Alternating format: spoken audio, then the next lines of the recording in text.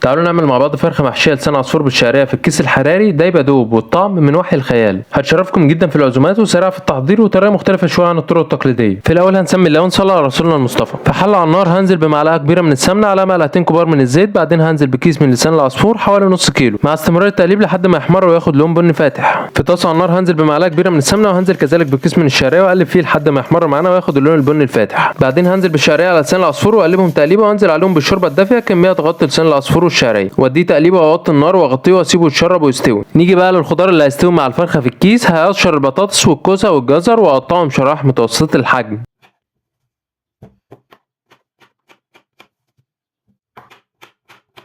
معايا فرخه وزنها 2 كيلو مغسوله كويس جدا بالملح والخل. هعمل فيها فتحات بخله الاسنان في جميع الاجزاء، وده عشان نساعد الفرخه انها تمتص التتبيله اللي هنعملها دلوقتي. في بوله فاضيه هنزل بعلبه زبادي ساده، معلقتين كبار من الزيت، معلقه صغيره عسل نحل، معلقه صغيره صوص صوص، معلقه صغيره ملح، نص معلقه صغيره فلفل اسود، مرقه دجاج، نص معلقه صغيره توم بودره، نص معلقه صغيره بابريكا، ونص معلقه صغيره سبع بهارات، ورشه جوز الطيب، وعصير نص ليمونه، ومعلقتين كبار خل. واضرب المكونات كلها مع بعضها وانزل بالفرخه في التتبيله واغطي الفرخه كلها بالتتبيله. بعدين هحضر معاها الخضار اللي قطعناه واديه تقليبه في التتبيله.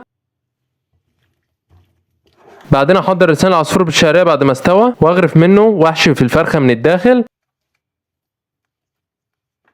بعدين هقفل الفرخه باستخدام عصايه الشيش طاووق او خله الاسنان ونأكد منها انها اتقفلت كويس عشان ما تفتحش مننا على النار.